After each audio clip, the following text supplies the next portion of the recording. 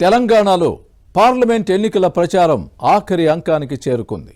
ఆదిలాబాద్ లోక్సభ సీటుపై Congress, BJP, BRS focus పెట్టాయి. తాము అమలు చేసిన సంక్షేమ పథకాలను కాంగ్రెస్ నమ్ముకుంది. ప్రధాని మోదీ చరిష్మానే తమను గెలిపిస్తుందనే ధీమాతో బీజేపీ ఉంది. హస్తం పార్టీ ప్రభుత్వంపై ప్రజల్లో వ్యతిరేకత ప్రబలిందనే వాదాన్ని బీఆర్ఎస్ వినిపిస్తోంది.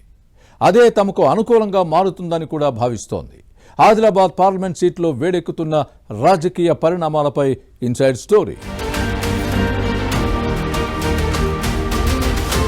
పార్లమెంటు ఎన్నికల ప్రచార పర్వం నేటితో ముగియనుంది. ఆదిలాబాద్ లోక్సభ స్థానం పరిధిలో ఇప్పటికే అగ్రనేతల క్యాంపెయిన్ పూర్తయింది.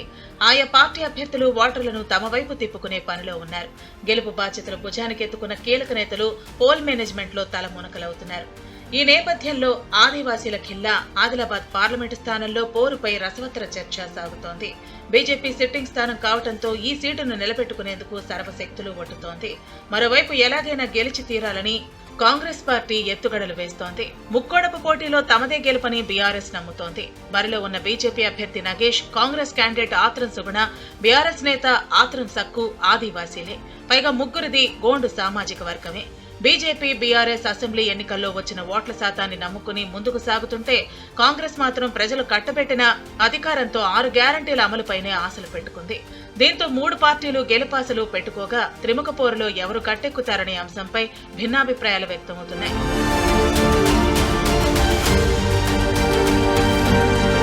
గత అసెంబ్లీ ఎన్నికల్లో ఈ పార్లమెంటు పరిధిలో ఒక్క ఎమ్మెల్యే స్థానాన్ని మాత్రమే కాంగ్రెస్ గెలుచుకుంది. 4 స్థానాల్లో బీజేపీ, 2 స్థానాల్లో బీఆర్ఎస్ అభ్యర్థులు గెలిచారు.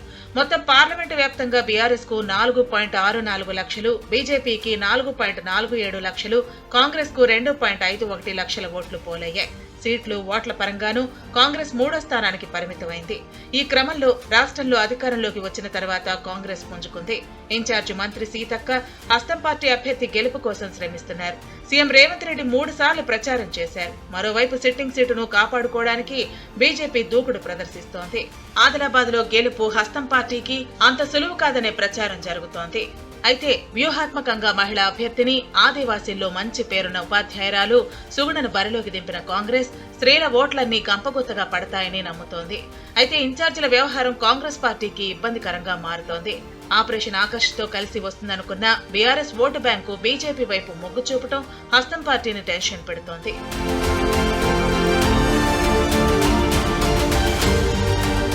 అదే సమయంలో సిట్టింగ్ సీటును నిలబెట్టుకోవడం బీజేపీకి సవాల్గా మారింది.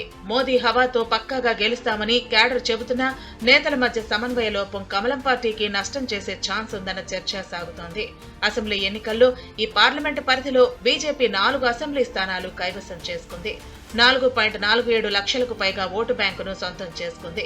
ఇప్పుడు మోదీ హవాతో మరో 2 లక్షలకి పైగా ఓట్లు ప్లస్ అవుతాయని లెక్కలు వేస్తోంది.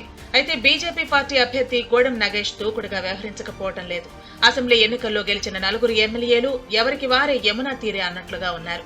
దీంతో కార్యకర్తల్లో ఆ స్థాయిలో జోష్ కనిపించడం లేదన్న అభిప్రాయాలు వ్యక్తమవుతున్నాయి.